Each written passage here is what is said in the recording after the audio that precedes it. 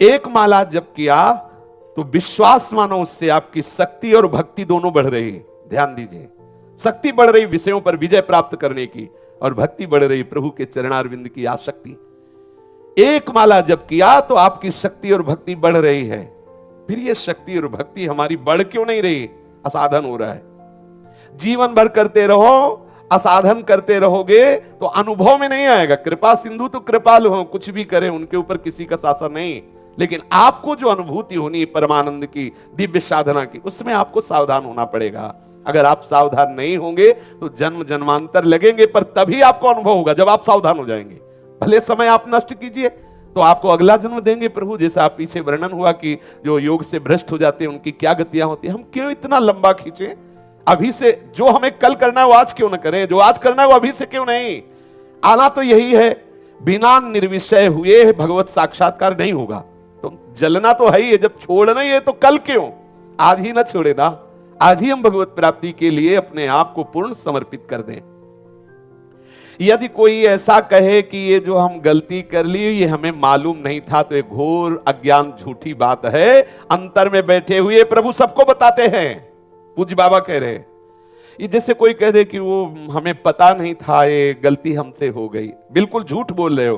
क्योंकि हृदय बिहारी भगवान सबको सूचना देते हैं, तुम गलत कर रहे हो। कोई भी बता दे, कोई भी बता दे कि हमें भगवान ने सूचना नहीं दी, तुम अज्ञानी हो, बाहिर्मुख हो, इसलिए तुम अंदर की सुन नहीं पाते हो। पर वो लोग भी कह देते कि ये हमारे मन में आया था कि ऐसा ना करें, पर हम माने नहीं, देखो ऐसा हो गया। सबके मन में प्रभु प्रेरणा करते हैं, ये गलत है मत करो। इसलिए प्रभु की प्रेरणा को सुनो, जो शास्त्र विरुद्ध आचरण भूल करके भी मत करो। थोड़ा भजन करने पर भी उसका प्रभाव आपको दिखाई देगा।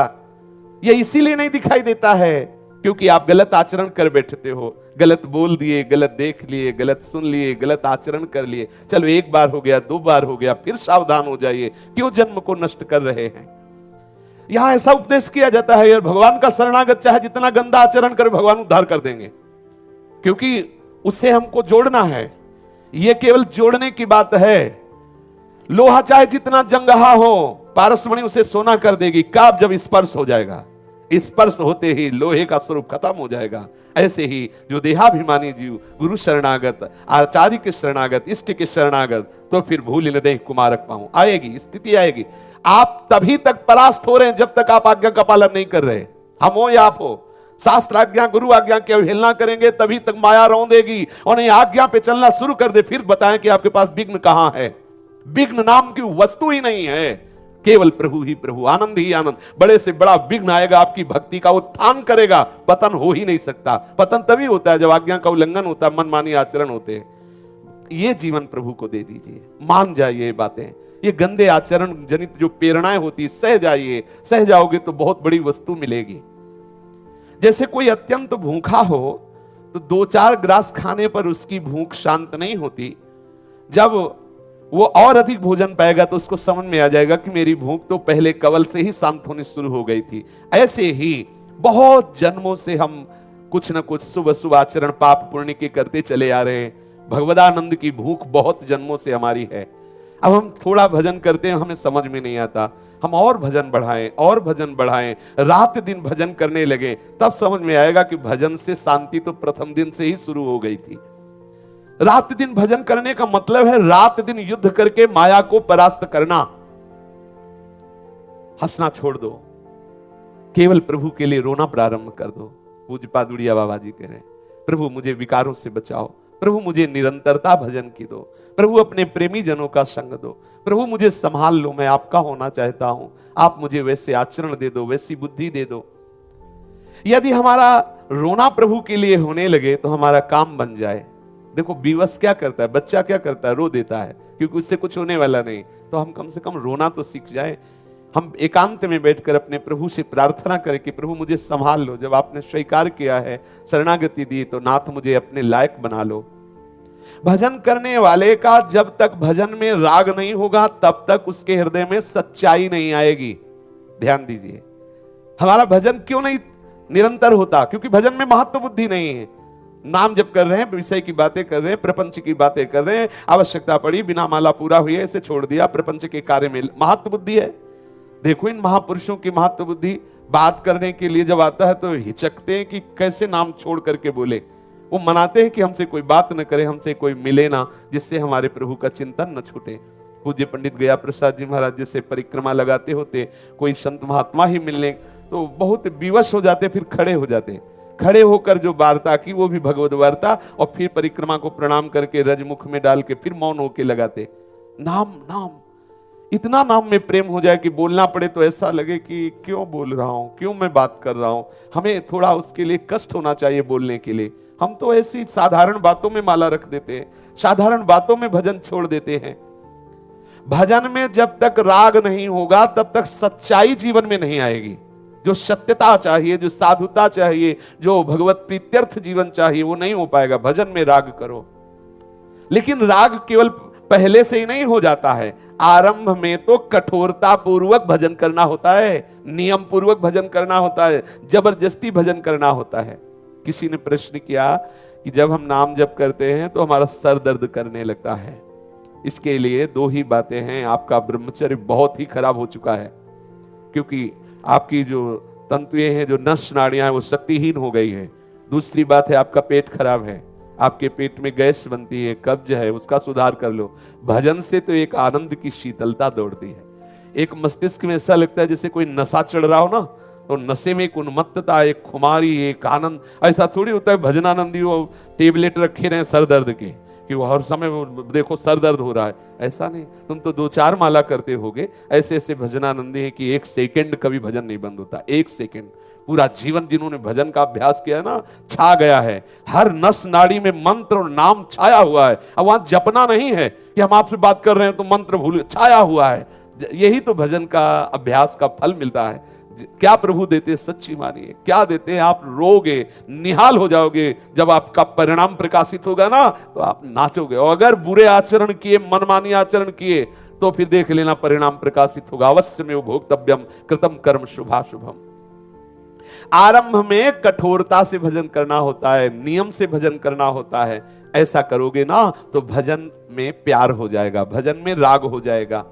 किंतु ऐसा तभी होता है जब संत महापुरुषों का संग होता है, गुरुजनों की आज्ञा, तभी कठोरता भी आएगी। जैसे आप सुन रहे हो ना, तो ये वाणी जाके आपको चैन नहीं लेने देगी, आपके हृदय में जलन पैदा कर देगी, आपके हृदय में एक वीरता आ जाएगी, विषयों को परास्त करने का बल आ जाएगा। बिना संत महात्माओं का संग किए भजन में नियम पूर्णता या दृढ़ता नहीं आती है। और बिना भजन में नियम पूर्णता, कठोरता, दृढ़ता आए बिना वो भजन परिपक्व नहीं होता, भजन में प्रेम नहीं होता। जो बेगार समझ करके कुछ नियम पूरे करते हैं कि भाई करना ही है, जल्दी पल्ले जैसा जो कुछ, तो वो भजन प्रेम पूर्वक नहीं हुआ, वो भजन प्रेम प्राप्ति वाला नहीं हुआ। दीर्घ काल तक श्रद्धा पूर्वक सत्कार सहित निरंतर भजन करो। यदि ऐसा ना हो तो समझना चाहिए कि भजन के नाम पर हम बेगार टाल रहे हैं, फिर तुम्हें कैसे भगवदानंद की अनुभूति हो।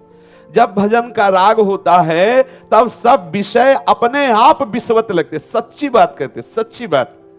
जब आपके हृदय में भजन का प्रकाश होगा ना, तो यही हृदय है, यही हृदय।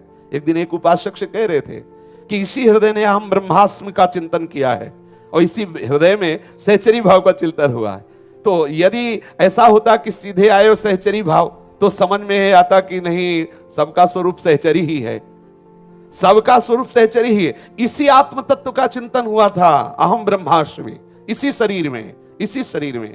और इसी का चिंतन उन्हीं की कृपा से जब हुआ कि मैं से, तो वही आत्मस्वरूप सहचरी, जो आत्मस्वरूप अहम ब्रह्मास्मि, वही आत्मस्वरूप सहचरी, वही आत्मस्वरूप सखा, वही आत्मस्वरूप गोपी, वही आत्मस्वरूप दास। जैसी भावना आप करो वैसे ही आपका आत्मस्वरूप प्रकाशित हो जाता है, वैसे ही प्रकाशित हो जाता है। इसीलिए कह रहे हैं कि आप जब भजन करोगे, भजन का प्रकाश होगा तो समझाना नहीं पड़ेगा। सच्ची मानिए, कुछ अच्छा नहीं लगता, कोई सार वस्तु मन को समझाना नहीं पड़ता कि अरे ये विषय भोग ना करो नहीं तो भगवत प्राप्ति नहीं, ऐसा नहीं होता। जैसे तुम शौच को लपेटना नहीं चाहोगे, जैसे तुम बमन को खाना नहीं चाहोगे, जैसे विष को खाना नहीं चाहोगे, ऐसे ही तुम ब्रह्मादि के भी भोगों की लालसा तुम्हारे हृदय में नहीं रह जाएगी। ऐसी घृणा बुद्धि पैदा हो जाएगी भजन से। ऐसा मत समझो कि ये भजन करने वाले नाटक करते हैं, ऐसा मत समझो। जो वास्तविक भजन मार्ग में हैं, कोई भी विषय उन्हें परास्त नहीं कर सकता। बिल्कुल समझ लीजिए, सत्य विषय समझ लीजिए। हृदय में राग ही खत्म हो जाता है, असलियत समझ में आ जाती है। असलियत, वास्तविक सुख नहीं। कहां सुख है? बैठकर विचार कर लो एकांत में, किस जगह में सुख है, कौन सी वस्तु में सुख? केवल भ्रम। वो मृग भागता रहता है कि यहां जल नहीं, वहां जल नहीं, वहां मर जाता है, कहीं उसको प्यास नहीं बुझती। ये बात तभी समझ में आएगी जब आपका भजन होगा। भजन होगा तो कोई भी विषय आकर्षण रह ही नहीं जाएगा। हर विषय झूठा, हर विषय आपको विषवत लगेगा, पर ये विषयी पुरुष नहीं समझेंगे। उनको लगेगा केवल प्रवचन है, केवल भाषण है। नहीं नहीं, भजन करके देखो। बाबा कह रहे हैं भजन का जब राग जागृत होगा तो विषय विषवत आपको अनुभव में आएगा। जब तक आपकी भजन में लगन नहीं है तभी तक ये सब गड़बड़ी है। संत श्री नारायण स्वामी जी कहते हैं, लगन लगन सब कोई कहे, लगन कहावे सोए, नारायण जा लगन में तन मन डारे खोए। वही लगन है जिसमें ना तन की शुद्धि रह जाए, ना मन किसी विषय का संकल्प करे, एकमात्र प्रीतम का चिंतन। कर्णवास से प्रायः 5 मील उत्तर में भेरिया नामक एक गांव है। उसके समीप विरक्त संतों के लिए एक आश्रम है, जिसमें अलग अलग अनेकों साधकों ने छोटी छोटी झोपड़ियां बना रखी थी और वहां वो सब साधना करते थे। पूज्य बाबा को जब पता लगा तो इतने बड़े महापुरुष होने पर भी ये दर्शन के लिए जाते हैं। ये संतों की महिमा होती है। ये देखें कैसे कैसे साधक भजन कर रहे हैं वैराग्य पूर्वक, तो बाबा वहां गए। इन आरण्यक विद्यालय के विषय में एक बार एक सज्जन ने महाराज जी से पूछा था। महाराज जी जब वहां गए, दर्शन हुए, तो वहां एक आए हुए थे। तो उन्होंने बाबा से कहा कि बाबा, ये साधक जन और साधु महात्मा जन ये भजन करते हैं और भीख मांग कर खाते हैं, क्या ये अकर्मण्यता नहीं है? अरे कमाएं खाएं, तो भीख मांगते खाते और माला चलाते हैं, ये क्या ठीक है? बाबा से कहा ये अकर्मण्यता नहीं है। तो बाबा ने उत्तर देते हुए कहा, अकर्मण्यता? अरे ये परम पुरुषार्थ है, परम पुरुषार्थ। सब लोग समझते हैं कि बाबा जी जो है ना भगवत मार्ग के पथिक, ये बड़े कायर जैसे होते हैं। कोई काम धंधा तो है नहीं, तिलक लगा लिया, माला, और यहां भंडारा वहां भंडारा खाया, पड़े हैं। बोले हराम का खाते हैं और पड़े इसलिए ऐसे। सच्ची मानिए, सत्य मार्ग पर चल कर देखिए, इससे बड़ा कोई काम है ही नहीं। त्रिभुवन में इससे कठिन कोई काम नहीं। सुन रहे हो ना, अभी थोड़ी देर पहले से अभी तक सुन रहे हो। है हिम्मत, छाती में हाथ रख के देखो। फावड़ा चला लेना, नौकरी कर लेना, पेशा कर लेना, खान पान सब वो एक अलग क्षेत्र है। जरा इस क्षेत्र की बातें सुनो।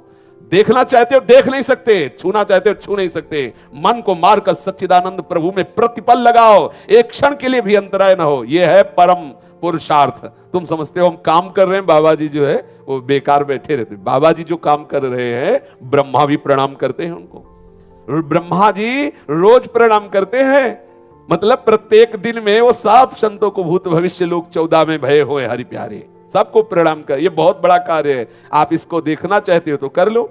1 घंटे के लिए कमरे में दरवाजा बंद कर लो, किसी से मिलो मत, कोई और चिंतन ना होने पाए, केवल नाम का चिंतन हो। फिर देखो कितना कठिन है। फिर देखो आपको ऐसा लगे कि भागो यहां से, बेकार, मतलब इतना। एक बार श्री आदि गुरु भगवान शंकराचार्य जी गंगा किनारे भ्रमण कर रहे थे, तो 2 मछुआरे, एक बंसी होती है ना बांस में ऐसे फंसा के मछली वाली पकड़ने के लिए, वो ऐसे बैठे थे। कभी हिल जाए तो ऐसे आश्चर्यचकित होकर बाहर निकालते, पता चला मछली है भी कि नहीं। भगवान शंकराचार्य जी ने कहा, इतनी एकाग्रता, इतनी तन्मयता, यदि ये भगवान में दे दे तो इनका कल्याण हो जाए। नजदीक गए, उनका कितना रुपया कमा लेते होगे? तो उनका परिवार का पोषण होता है, 10, 20, 50 जो भी मिल जाते हैं ऐसे मछली मारने से। बोले चलो एक आश्रम में चलो, 4 घंटे वहां श्रीमन नारायण नारायण नारायण करना, आपको भोजन मिलेगा, आपके परिवार के लिए भोजन दिला देंगे, और जितने रुपए तुम रोज कमाते वो दिला देंगे। चल दिए, आए, बोले शुरू करो, यहां बैठ के नारायण नारायण शुरू करो, भोजन की व्यवस्था सब हो जाए। वो जहां 1-2 मिनट व्याकुलता हुई ना, शंकराचार्य जी से कहा, इससे तुम डबल भी दो तो हम नहीं रुकेंगे, हमें वो मछली मारना अच्छा, ये सब नहीं। नारायण नारायण भगवान नाम पापवंत कर सहज स्वभाव, भजन मूर्ति भावन का। इससे साधारण न समझा जाए कि भगवत मार्ग कायरों का है। ये उन वीरों का है जो बड़े बड़े युद्धों पर विजय प्राप्त कर सके, पर वो अपने काम पर विजय नहीं प्राप्त कर पाए, क्रोध पर विजय प्राप्त नहीं कर पाए, मान पर विजय प्राप्त। और ये योद्धा, ये इन्हीं को परास्त करते हैं। काम क्रोध मद मान सबका नाश करके उस स्वराज्य पर विराजमान होते हैं, भगवदानंद में डूबते हैं। बाबा ने कहा, यह कर्मण्यता समझते हो इसे? कैसी तुम्हारी बुद्धि मारी गई है? अरे परम पुरुषार्थ है। जीव को भगवान कृपा करके मनुष्य शरीर देते हैं केवल भगवत प्राप्ति के लिए, केवल भगवत प्रेम के लिए। जो सर्वस्व त्याग करके परमार्थ का पथिक बनता है, धन्य है उसका जीवन। वो अकर्मण्य कहते हो उसे, कायर कहते हो उसको? वो समझते हो कि भीख मांग के खाते पेट भरते हैं? बेकार तुम्हारी बुद्धि मारी गई है। चल के तो देखो इस मार्ग में। अभी एक भगत परिवार थे, वो बहुत दंडवत, बहुत प्रणाम, बहुत वो, उनका थोड़ा लड़का भजन के लिए उसका, तो हम कहा ठीक वैराग्य मार्ग में आइए। और परिवार पता नहीं, पूरा परिवार है गायब ना कोई अरे बोले जानते हो ये मार्ग कैसा है? इसे खिलवाड़ समझते हो? दूसरे का जब सूली में चढ़ता है तो बोले बहुत भाग्यवान तुम्हारे, और जब अपना नंबर आता तब पता चलता है। दूसरे का लड़का बाबा जी बोले तो बोले तुम्हारे बड़े भाग्य, तुम्हारा कुल पवित्र, और जब अपना तैयार हो तो तब भी पता चलेगा। ये साधारण नहीं है मार्ग, आप चल के तो देखो इस मार्ग में। हृदय की गति आपको बता देगी कि ये मार्ग क्या है। दूर से केवल बोल देना बाबा जी सब पाखंडी, बाबा जी सब, चल के तो देखो। ये उन बहादुरों का मार्ग है जहां बड़े बड़े बहादुर हार गए, वहां ये विजय प्राप्त करते। काम क्रोध लोभ मोह मद मत्सर सबको परास्त करके और प्रभु के चरणारविंद की समीपता प्राप्त करते हैं। पूज्य बाबा ने ये कहा कि ऐसा कभी चिंतन नहीं करना चाहिए किसी को। ये बहुत बड़ा अपराध है कि संत लोग ये कायर हैं, ये भीख मांगते खाते हैं, ये किसी काम के नहीं, ऐसा मत सोचो। देखो संत महात्मा जन एकांत में बैठकर भजन करते हैं तो उसका प्रभाव संपूर्ण विश्व को प्राप्त होता है। जैसे अभी किसी ने सूचना दी थी कि आप सावधान रहना, हो कौन रोना धो कोरोना क्या है, हाँ कह रहे थे वो वायरस पता नहीं कहां से उठा हो, अब हमें तो पता।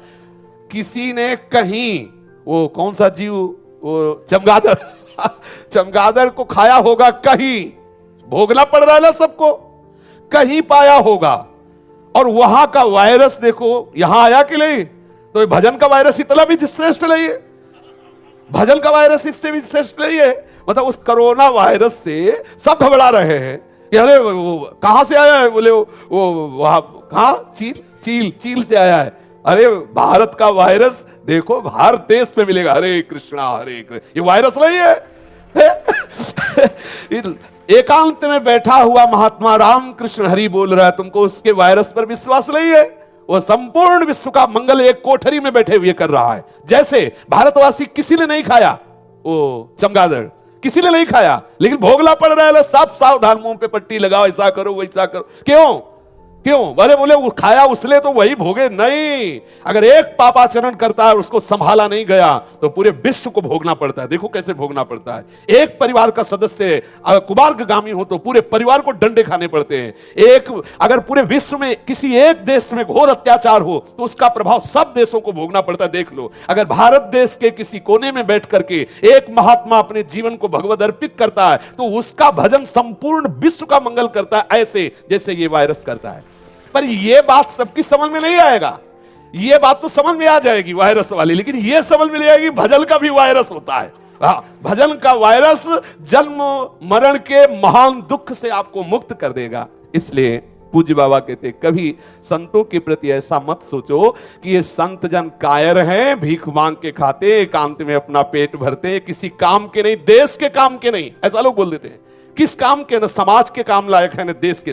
सोचो अगर आपका भजन, आपका भगवत चिंतन चल रहा है तो आपके शरीर से, सबके शरीर से वायु में परमाणु फैलते हैं। आपके शरीर से जो परमाणु फैलेंगे वो आपको पता नहीं चलेगा। जो पापाचरण करते हैं उनको भी शांति मिलेगी, उनका भी मंगल होगा। इसलिए अगर आज जगत कुछ प्रसन्न है पापाचरण करते हुए तो इन महात्माओं की चरण धूल की वंदना करो। इनके भजन से पवित्र हो रहे हो, इनके भजन से सुरक्षित हो रहे हो। जिस दिन इन भजनानंदी महात्माओं का अंतर्ध्यान स्वरूप हो जाएगा और जहां रामकृष्ण हरि का यश और रामकृष्ण हरि का कीर्तन नहीं होगा, तब देख लेना भाव भ्रष्टाचारा सब संसारा, धर्म सुने नहीं काना, कलिकाल बिहाल किए मनुजा ने, मानत को अनुजा तनुजा। आग लग जाएगी संसार में वासना की और सब जलेंगे। इसलिए कभी कोई संत महात्माओं पर ऐसी भावना न करे कि ये तो हराम का खाते हैं और केवल ऐसे ही जीवन व्यतीत कर रहे हैं।